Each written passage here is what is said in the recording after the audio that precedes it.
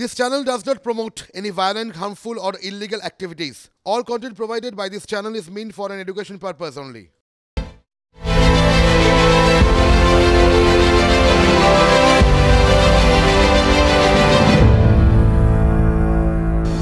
দু একজনকে হয়তো দিতে পারিনি, তাদের জন্য আমি দুঃখিত।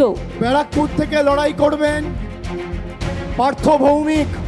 প্রকাশ্যে আপনাদের কাছে ভুল স্বীকার করছেন, ভুল করেছিলাম। মানে কি ভুল? তৃণমূল দলে আসে ভুল আমার ছিল।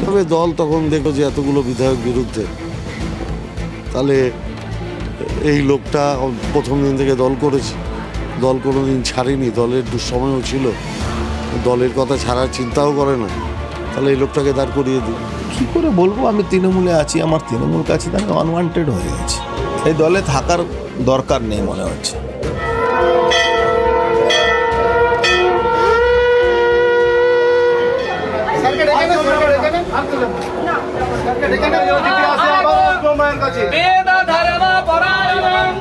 যে তৃণমূলকে একটি ভোটও নয় 500 বা 1000 টাকা দিচ্ছে আর 1 কোটি টাকা করে চুরি করছে প্রতিদিন।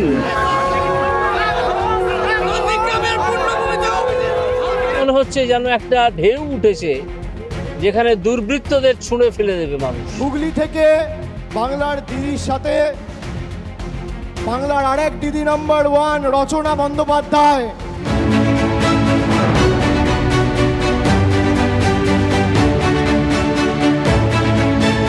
মোদি ভার্সেস মমতার লড়াই, এখানে কোনো দিদি নাম্বার 1 এ কোনো কিছু লড়াই নয়। লড়াই তো ডেফিনেটলি থাকবে, কিন্তু মানে ভালো লড়াই হবে।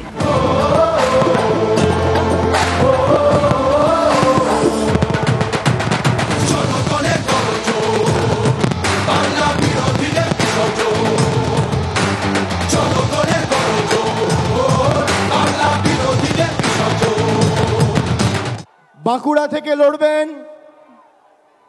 তালডাংরার বিধায়ক অরূপ চক্রবর্তী। একেবারেই আশা ছিল যে বাঁকুড়া থেকেই প্রার্থী হব, কিন্তু দল নিশ্চয়ই সেই ডিসিশন নিয়েছে যখন তখন কিছু ভেবে নিয়েছে, কিন্তু অবশ্যই একটু তো খারাপ লাগবেই, কারণ আজকে দলের সাথে সাথে আমরা চাইবো যে আমাদের নিজেদেরও একটা পলিটিক্যাল গ্রোথ হোক।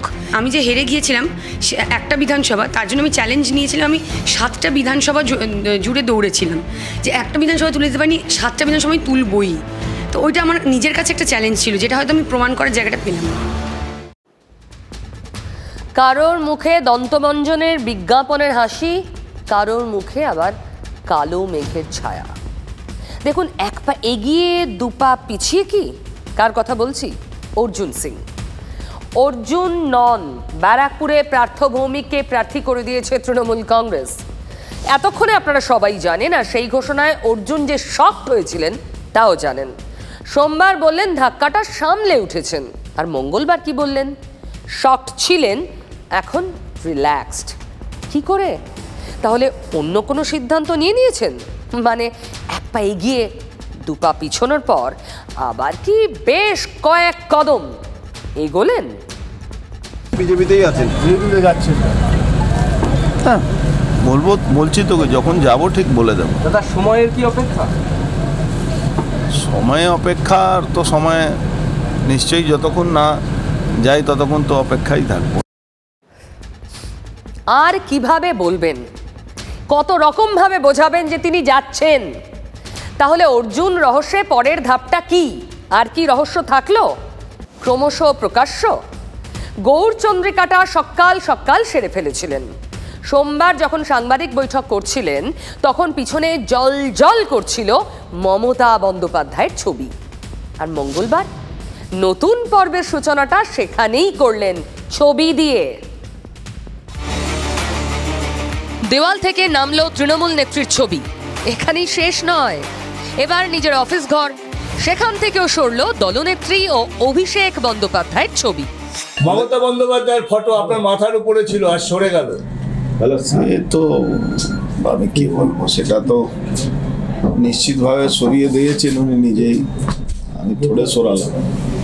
তাহলে এবার ক্রমেই দূরের পথে, অথচ সোমবারই বললেন কথা হয়েছে ফিরহাদ হাকিমের সঙ্গে। না, ববিদার সঙ্গে আমার কথা হয়। হ্যাঁ, কালকে আমার সাথে কথা হয়েছে, আমি বলেছি ওকে অল্টারনেটিভ একটা প্রপোজাল। হ্যাঁ, उसके बारे में भी हम अपने लोगों से चर्चा करेंगे, उसके बाद ही कोई डिसीजन। তুই থাকিস যাস না, দলের মধ্যেই থাক, দলে আমরা একটা অন্য অ্যাকোমোডেশন তোকে করে দেবো। এই এমপিটাই পেলাম না, আবার অন্য কি এক্সপেক্ট করব? দেওয়াল লিখন স্পষ্ট, এবার দূরের পথে পারি। আমি তো গেছিলাম এমন ভাবে, আমি আমাকে কি বলা যায় বেইজ্জত করা হলো, তো এটা আমি আশা করিনি। আমি বলতে পারবো না, আমার মাথার উপরে মমতা ব্যানার্জি ছিল, আছে, থাকবে। জ্যাম প্যালেসে একসঙ্গে আমি লাঞ্চ করে আটকানোর চেষ্টা করেছিলাম। সমাজে সংসারে সব জায়গায় হয় অনেক জিনিস, হয় আমাকেও অনেক লোক বলে আপনার আগে ছাড়া উচিত ছিল। আমি আগে ছাড়লে সিপিএম এসে যেত।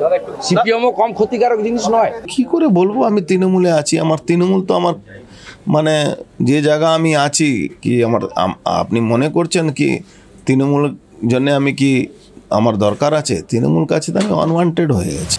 আনওয়ান্টেড যখন বলছেন তখন মমতা বন্দ্যোপাধ্যায়ের ছবি সরিয়েছেন, আর তারপর অর্জুন সিং এর পিছনে নরেন্দ্র মোদীর ছবি।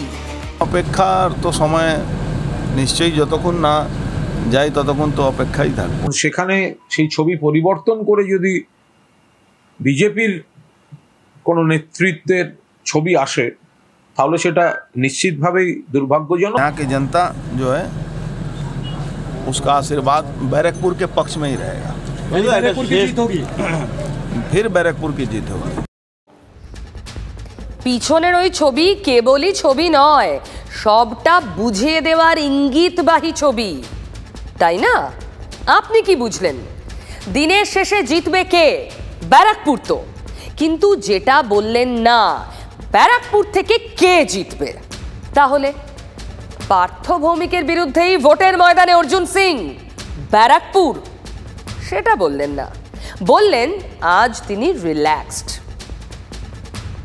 হলো কোথাও না কোথাও আমার ভুল হয়েছে কি আমি বিশ্বাস করেছি আর দল আমার উপরে বিশ্বাস করেনি, বা দল কারো কথা শুনে এইসব করেছে, বা কোনো কারণ হতে পারে, এটা আমি না জেনে আমি বলতে চাইছি না।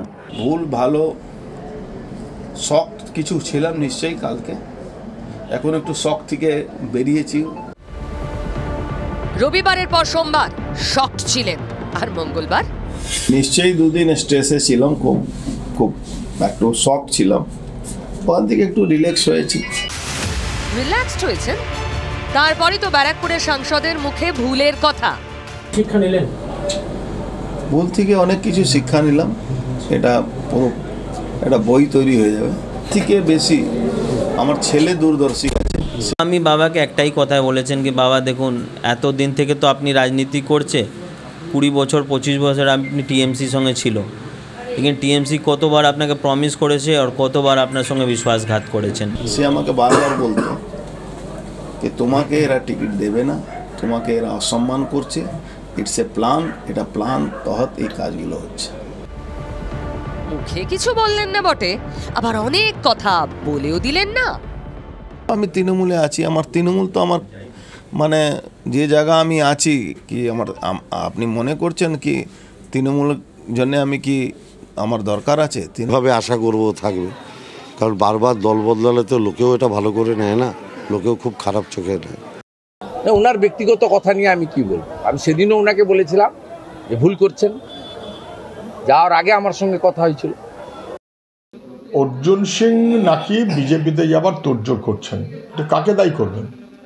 অর্জুন সিংকে যদি দায়ী করতে হয় তৃণমূলকেও দায়ী করতে হবে, বিজেপিকেও দায়ী করতে হবে। তো ছিলই বিজেপিতে, বিজেপি থেকে তৃণমূল, তৃণমূল থেকে বিজেপি, পদ্মফুল তো তৃণমূল, তৃণমূল তো ঘাসফুল, ঘাসফুল তো পদ্মফুল, পদ্মফুল তো ঘাসফুল, চলছে এই রাজনীতি। দলে থাকছেন আপনি তো বুঝিয়েছেন। আমি কি করে বলবো? আপনাকে কি বলবো? ছেলে জন্ম দেওয়ার পরে কোথায় যায় ঠিক থাকে না তো বন্ধু। সে তো পার্টির পার্লামেন্টারি বোর্ড ঠিক করবে, এখন আমার পক্ষে তো বলা সম্ভব না। পার্লামেন্টারি বোর্ড যেটা করবে সেই অনুসারে হবে। তিনি কি যোগাযোগ করার চেষ্টা করেছেন আপনার সঙ্গে? না, সে তো যোগাযোগ তো বহুদিন ধরে আছে, সে তো যোগাযোগ নেই এরকম কোনো বিষয় নেই। ঠিকই না, সবার সাথে সবার যোগাযোগ থাকে। এটা আমার জন্য সৌভাগ্য উনি এই কথাটা বলেছেন, ওনার এই কথাটাকে আমি সাধুবাদ জানাচ্ছি। আশা করি আগামী দিন আমরা একসঙ্গে লড়াই করব। বিজেপির রাজ্য সভাপতি ঝেড়ে কাশলেন না, কিন্তু অর্জুন বোঝাতে বাকি রাখলেন তার নেক্সট ডেস্টিনেশন কি। তিনি বোঝাতে বাকি রাখলেন যে তিনি পদ্মে এবার পা রাখছেন, হয়তো সময়ের অপেক্ষা শুধুমাত্র। অর্জুন সিং ঠাড়ে ঠোড়ে খুব স্পষ্ট করতে চাইলেন তার বার্তা। আপনি ভাবুন ব্যারাকপুরের অবস্থা, তৃণমূলের পার্থ ভৌমিকের উল্টো দিকে অর্জুন সিং। যদি সত্যি এই লড়াই হয় তাহলে আইন শৃঙ্খলা পরিস্থিতি ব্যারাকপুরে কোথায় গিয়ে দাঁড়াবে? সারা বছর যেখান থেকে বোমাবাজির অভিযোগ আসে, সারা বছর যেখান থেকে রাজনৈতিক অশান্তির অভিযোগ আসে, ভোটকে ঘিরে ব্যারাকপুর কি চেহারা নেবে শিহরিত ভেবে পুলিশ প্রশাসনকে সতর্ক থাকতেই হবে ব্যারাকপুরে। আর অন্যদিকে মেদিনীপুরের কথায় আসার আগে আরেকজনের কথা বলি। 7 মার্চ যেদিন বিজেপিতে জয়েন করলেন শুভেন্দু অধিকারী ছিলেন তার সারথি। আর আজ মঙ্গলবার 12 তারিখ দুপুর বেলায় সেই অভিজিৎ গাঙ্গুলি যখন অধিকারীগড়ে পৌঁছলেন, তমলুকের মন বুঝতে সারথি সেই শুভেন্দুই। বিজেপি এখনো তমলুক কেন্দ্রের প্রার্থীর নাম অফিসিয়ালি ঘোষণাই করেনি, কিন্তু নানা সূত্রে শোনা যাচ্ছে অধিকারীগড়ের সেফ সিট গাঙ্গুলির জন্যই বরাদ্দ করেছে বিজেপি নেতৃত্ব। আর আজ তমলুকে শুভেন্দু অধিকারীর গাইডেন্সে অভিজিৎ গাঙ্গুলি যেভাবে ঘুরে বেড়ালেন, পুজো দিলেন, তাতে এখানেও কারো বুঝতে বাকি থাকে তিনি তমলুক থেকেই দাঁড়াচ্ছেন। আর এদিন তো ম্যারাথন জনসংযোগে নেমে পড়লেন গাঙ্গুলি সাহেব। কিভাবে অভিজিৎ গাঙ্গুলি শুভেন্দু অধিকারীর গাইডেন্সে এগোচ্ছেন দেখুন।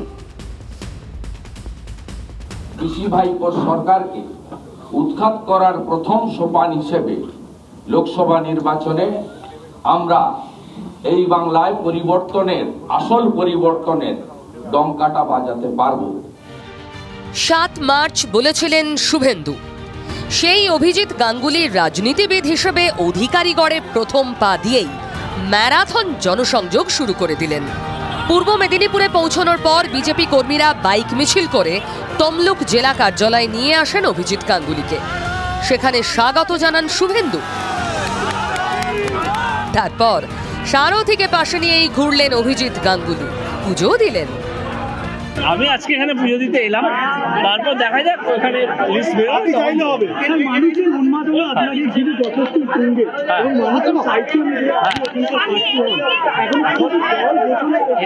এটা তো বিজেপির ওপর মহলে যেতে হয়, আমার তো কিছু করার নেই। এই কথাগুলি উনি এতদিন বলে এসেছেন, দুর্নীতি, পরিবারবাদ, অমুক, আজকে সবার সঙ্গে আপোষ করে চূড়ান্ত দ্বিচারিতা করে তিনি ভারতীয় জনতা পার্টি এবং অধিকারী প্রাইভেট লিমিটেডের একজন। দেবী বর্গভীমার মন্দিরে পুজো দিয়ে সোজা পৌঁছে যান জমি আন্দোলনের পীঠস্থান নন্দীগ্রামে। তেখালি সোনাচূড়া বাজার হয়ে সোনাচূড়ার শহীদ মিনারে শহীদ স্মৃতিতে মালা দিয়ে শহীদ পরিবারের সঙ্গে জনসংযোগও সারলেন। যে একটা জনস্রোত, একটা প্রবল উচ্ছ্বাস, এখন অনেক প্রার্থীর নামও ঘোষণা হয়নি, তাতেই মনে হচ্ছে যেন একটা ঢেউ উঠেছে যেখানে দুর্বৃত্তদের ছুঁড়ে ফেলে দেবে মানুষ। শুভেন্দুর সঙ্গেই গেলেন কাঁথির শান্তিকুঞ্জে অধিকারী নিবাসে। সেখানে চায়ের কাপে চুমুক দিয়েই শিশির শুভেন্দুর থেকে জেলার রাজনীতির পাঠ নিলেন কি? শুভেন্দুকে পাশে নিয়ে ঘোড়ায় খোঁচা দিতে ছাড়লেন না শাসক দলের এক সময়ের মুখর মুখপাত্র।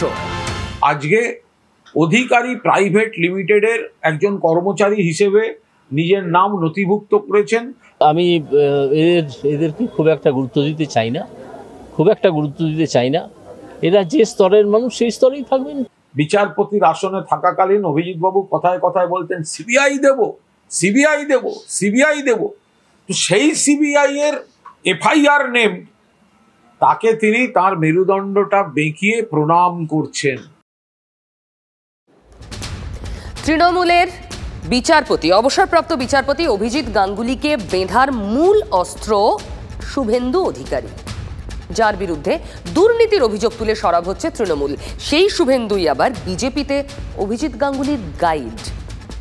খেলাটা বেশ ভালোই জমছে, তাই না? মেদিনীপুরের খেলা, সেখানে তো তৃণমূলের প্রার্থী জুন মালিয়া টলিউডে চেনা মুখ, তবে রাজনীতিতে অবশ্য নতুন নন, তিনি শাসক দলের বিধায়কও বটে। আর এবার মেদিনীপুর কেন্দ্রেই তাকে সাংসদ পদের লড়ার টিকিট দিয়েছে তৃণমূল। তার উল্টো দিকে কে? মেদিনীপুরের বিদায়ী সাংসদের নাম কি? দিলীপ ঘোষ। অথচ দেখুন, বিজেপি এখনো এই কেন্দ্রে দিলীপ বাবুর নাম ঘোষণাই করেনি, তবু যুদ্ধ বেঁধে গিয়েছে। কারণ দিলীপ ঘোষ কি ময়দান ছাড়ার পাত্র? ব্যাটলফিল্ড মেদিনীপুরে চড়ছে ভোট যুদ্ধের উত্তাপ। জুন মালিয়ার নামে শুরু হয়েছে দেওয়াল লিখন। তিনি নিজেও এলাকায় প্রচার যুদ্ধে নেমে পড়েছেন, ব্যস্ত রয়েছেন জনসংযোগে। দলের কর্মী সমর্থকদের সঙ্গে নিয়ে ঘুরছেন এলাকায় এলাকায়। শাসক শিবিরের অবশ্য দাবি, জুন মালিয়ার স্কোর বোর্ডে বিধায়ক হিসেবে আগে থেকেই লেটার মার্কস রয়েছে। তিনি বিধায়ক হিসেবে ভালো কাজ করেছেন, প্রশংসা করেছিলেন স্বয়ং মমতা বন্দ্যোপাধ্যায়। এবার সাংসদ পদের লড়াইয়েও তিনি ফুল মার্কসই পাবেন। এ তো তৃণমূলের কথা, কিন্তু বিজেপি তারা তো এখনো প্রার্থীর নামই জানায়নি মেদিনীপুরে। দিলীপ বাবুই হবেন তো? তবে বর্তমান সাংসদ দিলীপ ঘোষ বিজেপির এই হেভিওয়েট নেতা বোধহয় নিশ্চিত এই কেন্দ্র থেকে আবার তিনিই টিকিট পাচ্ছেন। দল তাঁর ওপরেই ভরসা রাখবে, তাই আক্রমণের ব্যাটন হাতে তুলে নিতে দেরি করেননি। জুন মালিয়াকে আমার শুভেচ্ছা থাকলো, পার্টি ওনাকে দাঁড় করিয়েছে। বাস মেদিনীপুরের মানুষ অনেক লড়াই দেখেছে। সার্বিকভাবে যে উন্নয়ন, পুরো খড়গপুরের চেহারা আমরা পাল্টে দেওয়ার চেষ্টা করছি রেলের মাধ্যমে। মানুষ এটা দেখবে। আমার মনে হয় ওইরকম সুন্দর মুখ দেখে ভোট আর দেবে না, কারণ সে অভিজ্ঞতা লোকের ভালো নয়। সুন্দর মুখ? ব্যাস, দিলীপ বাবুর মুখ থেকে বেরোলো সুন্দর মুখ। তারপর আর যায় কোথায়? সুন্দর তরজা বেঁধে গেল রাজ্যের রাজনীতিতে। শুভেচ্ছার আড়ালে খোঁচাটা তো লুকোনো ছিল না। দিলীপ বাবুর খোঁচা স্পষ্ট। স্বভাব সিদ্ধ ভঙ্গিতে খুল্লা খোঁচা দিলেন। আর জুন, তিনি কি বলছেন? এমন কটাক্ষের হাতে গরম কোনো জবাব আছে? It will be an honor because Dilip da একজন senior seasoned politician. Dilip da একজন ভালো মানুষ এবং it's an honor যে তাকে যদি প্রার্থী করা হয়, আমি তার অপোজিটে যদি থাকি, আমার জন্য এটা মস্ত বড় অনার যে আমার দল আমার উপর এতটাই ভরসা করছে যে আমি তাকে টক্কর দিতে পারবো। এবং যেটা বললাম যে যুদ্ধের ক্ষেত্রের বাইরে দিলীপ দা আমার সিনিয়র, আর যুদ্ধক্ষেত্রে উনি আমার অপোনেন্ট। দিলীপ দা লড়াই তো হবে।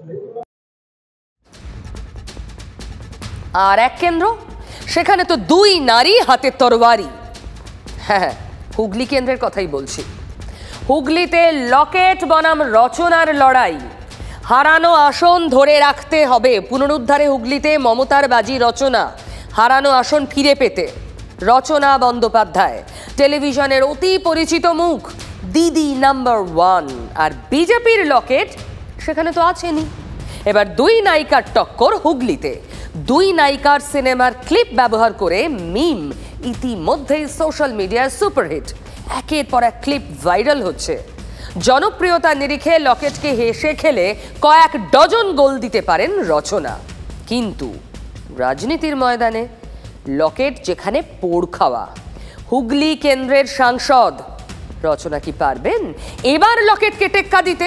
কি বলছেন দুই অভিনেত্রী?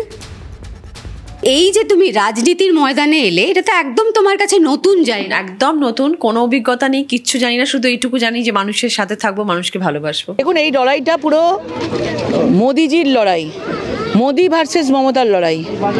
এখানে কোনো দিদি নাম্বার 1 কোনো কিছু লড়াই নয়। রাজনীতিতে আমার অনেক সিনিয়র, ভীষণ ভালো বক্তৃতা দেন, ভীষণ ভালো কাজ করছেন দলের জন্য, খুবই ভালো। আমার কলিগ হতে পারে, কিন্তু কাজের ক্ষেত্রে সে আমার থেকে অনেক সিনিয়র, আমি তার জন্য তাকে রেসপেক্ট করি। এই লড়াইটা ওপরের লড়াই। এখানে আমার বা রচনা ব্যানার্জি দুজনের লড়াই না। এখানে যে দুর্নীতি করেছে সেই দুর্নীতির বিরুদ্ধে লড়াই। মোদিজি তৃতীয়বারের জন্য প্রধানমন্ত্রী হচ্ছেন, সবাই জানে। আমরা খেলার প্রথম রাউন্ডেই ওয়াক ওভার পেয়ে গেছি 4 গোলে। 4 গোলে ওয়াক ওভার পেয়ে গেছি। রচনা ব্যানার্জি ঘরে ঘরে, মেয়েরা অন্তত জানে দিদি নাম্বার 1, কি সাধারণ মানুষ যারা তোমাকে ভোট দেবে তারা তোমাকে সবসময় পাশে পাবে? আমি তো আমার তরফ থেকে 100% চেষ্টা করব। যারা দিতে পারেনি বা যেই কথাটা সবসময় ওঠে যে অভিনেত্রীরা সময় দেয় না, তাদের কি নিজস্ব কি সুবিধা অসুবিধা সেই ব্যাপারে তো আমি মন্তব্য করতে পারবো না। তো চাইবো আমাদের সঙ্গে উনি সেইভাবেই মেলামেশা করুক এবং আমাদের মহিলাদের উন্নয়নের ক্ষেত্রে উনি হাত বাড়িয়ে দিক আমাদের দিকে, আমরা এটাই চাই। ওকে দীর্ঘদিন থাকতে পারে, তবে ওনার হেল্প আমরা কোনোদিনই পাইনি, ওনাকে দেখতেও পাইনি আমরা এখানে কোনোদিন। এখন দেখার দিদি নাম্বার 1 এই হুগলি লোকসভা কেন্দ্রে কে হয়, রচনা নাকি লকেট। তুমি অন্য কারোর সঙ্গে বেঁধো ঘর, একে অন্যকে বহু আগে এই বার্তা দিয়ে দিয়েছিলেন দুজনেই। সম্পর্কে ওরা এখন প্রাক্তন, তবে প্রাক্তন হলেও লড়াইয়ের ময়দানে ওরা বর্তমান। হয়তো আন্দাজ করতে পারছেন, বিষ্ণুপুরে সৌমিত্র খাঁ বনাম সুজাতা মণ্ডল খাঁ প্রচার পর্ব শুরু হয়ে গিয়েছে। ছবিটা দেখাবো। তৃণমূল কর্মীদের চোখ উপড়ে নেওয়ার হুমকি বিজেপির সৌমিত্র খাঁর, শুনুন।